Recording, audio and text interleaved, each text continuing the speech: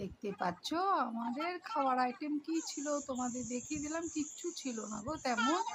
শাক করেছি, এত গরম কিচ্ছু করতে পারছিলাম না। হ্যাঁ, অনেক সবজি এনেছে, আজ আমার বরের ছুটির দিন, কিন্তু কি বেশি সবজি করতে পারলাম না, প্রচণ্ডই গরম। তাই শুধু ওই শাক করেছি, ওই লাল শাক মানে ডাঁটা শাকটা এনেছিল, লালই কিন্তু এটা কালার হয়নি দেখলাম। যাই হোক, রসুন দিয়ে ওই শাকটা কালো জিরে ফোড়ন দিয়ে করেছিলাম। আর হচ্ছে ছোটো মাছ এনেছে, ছোটো মাছের একটা তরকারি করেছি, একটু না ঝোল ঝোলের মতো রাখি, কারণ আমার ছেলে আবার ওই ঝোলটা দিয়ে ভাত খায়, ও না খায় না, ওই ছোটো মাছ অত খেতে চায় না। এই পাশে কিন্তু আমার বড় খেতে বসেছে, দুজনে মিলে খাচ্ছি। তা রান্নাটা যা হোক মোটামুটি এক প্রকার হয়েছে, কারণ না কখনো আমার রান্না বেশি ভালো হয়, কখনো খুব একটা ভালো হয় না। কারণ কি, আমার রান্না সত্যি অতটা ভালো হয় না, আর কখনো কোনো আবার খুব ভালো হয়। আর আজকে না এতটাই গরম পড়েছিল বন্ধুরা, কি বলবো, মানে রান্না জানি কেন করতে ইচ্ছা করছিল না। কখনো কোনো তোমাদেরও হয় নাকি অবশ্যই কমেন্টে জানাবে। আর কখনো না আমার রান্না করতে ছিল, কখনো কখনো একদম ইচ্ছাই করে না, অনিচ্ছাকৃত রান্না করি। যাই হোক, এই যে রান্না করেছি, মানে এতটাই গরম ছিল, গরমে পাগল হয়ে যাচ্ছিলাম। যাই হোক, আর এদিকে দেখো মাছের তরকারি নিয়ে নিলাম, মাছের তরকারি দিয়ে মানে খাচ্ছি। ছোট মাছ করেছিলাম, ঝিঙ্গে দিয়ে, আলু দিয়ে, আর টমেটো দিয়ে, পেঁয়াজ রসুন দিয়ে করেছি। যাই হোক, ছোটো মাছের তরকারিটা দিয়ে খাচ্ছি। আমি আবার একটু ছোটো মাছটা বেশি ভালোবাসি, মানে ভীষণই ভালো লাগে আমার ছোটো মাছটা খেতে। ছেলেকে আগে খাইয়ে দিয়েছি, এদিকে আমার বড় খাচ্ছে আমার পাশে বসে বসে। আর আমার না বেশি একটা ভালো মানে ক্যামেরা ধরার জন্য মানে নেই গো, মানে রাখার জন্য স্ট্যান্ড কিছুই কিনিনি, তো ওই জন্য না অতটা ভালো, অত ভালো করে দেখা যায় না।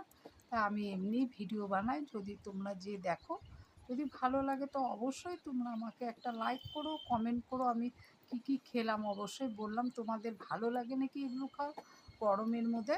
যাই হোক, আমি একটু পাতলা পাতলা করেই রান্না করেছি, গরম তো বেশি তেল মশলা অতটা দেই না রান্নাতে। যাই হোক, খাচ্ছি বেশ, মানে আমার সবচেয়ে এখন খেতে বেশি ভালো লাগে কি বলো তো, বললাম না একটু লাস্টের দিকে, এই যে এখন ছোটো ছোটো মাছগুলো খাচ্ছি, লাস্টের দিকে ভালো লাগে একটু দই, আর ভালো লাগে একটু আমের চাটনি হোক, আর গুড় আম হোক, মানে ভীষণই ভালো লাগে। যাই হোক, আমার গুড় আম শেষ হয়ে গেছিলো, আবার বরকে দিয়ে আনা করিয়েছি। হ্যাঁ, তারপরে আমি আবার গুড় আম বানিয়ে রেখেছি। হ্যাঁ, এই যে বর বলছে যে তুমি তো দুটো মাছ আর একটু খেতে পারো, আমি তো আবার ছোটো মাছ বেশি ভালোবাসি। তা বলে কি আর একটু দুটো নিয়ে খাও, আবার পরে ওই জন্য দুটো আরও মাছ নিয়ে খেলাম। ছোটো মাছ আমি ভীষণ ভালোবাসি, ভাজা করলেও আমি ভীষণ ভালোবাসি, ভাজাও খাই কখনো কখনো আমি ছোটো মাছ। যাই হোক, ছোটো মাছ নিয়ে আবার খেয়ে নিলাম। এখন আমি চাটনি নিয়ে খাবো। বললাম না গুড় আম আবার বানিয়ে রেখেছি, আমার ভালো লাগে বলে বর আবার এনে দিয়েছে। এই গুড় আম মানে বানাবো বলে আবার গুড় দিয়ে আম দিয়ে বানিয়ে রেখেছি। রাতেই, শনিবার রাতে নিরামিষ যেদিন করি সেদিনই বানিয়ে রেখে দিই, কারণ আমি অনেকটা বানাই তো, আবার নিরামিষের দিনও খাই, আমিষের দিন আমি কখনোই গুড় আম বানাই না। তার কারণ কেন বলো তো, তাহলে আমি মানে মনে জানি আমিষের ছোঁয়া টাকা লাগলে তাহলে আর নিরামিষে খাওয়া যাবে না। সেই জন্য আমি নিরামিষের দিনে গুড় আমটা বেশি করে বানিয়ে রাখি। আর ভীষণই ভালো হয়েছে আমার হাতে গুড় আম। আমি এটা দিয়েছি, রান্নাটা দিয়েও দিয়েছি এই চ্যানেলে। যারা যারা পারো না তারা তারা খুব সহজ আমারটা বানিয়েছি সহজ পদ্ধতিতে, তারা তারা দেখে নিয়ে অবশ্যই ওরম করে বানিয়ে খেও। দেখবে একবার খেলে মনে জানি শেষ হবে না, মনে জানি আরও খাই আরও খাই, এরকম মনে হয়। মানে সারাটা বছরই তোমাদের খেতে ইচ্ছা করবে। এই গুড় আমটা আমি এক গুজরাটি ভদ্রমহিলার থেকেই শিখেছি।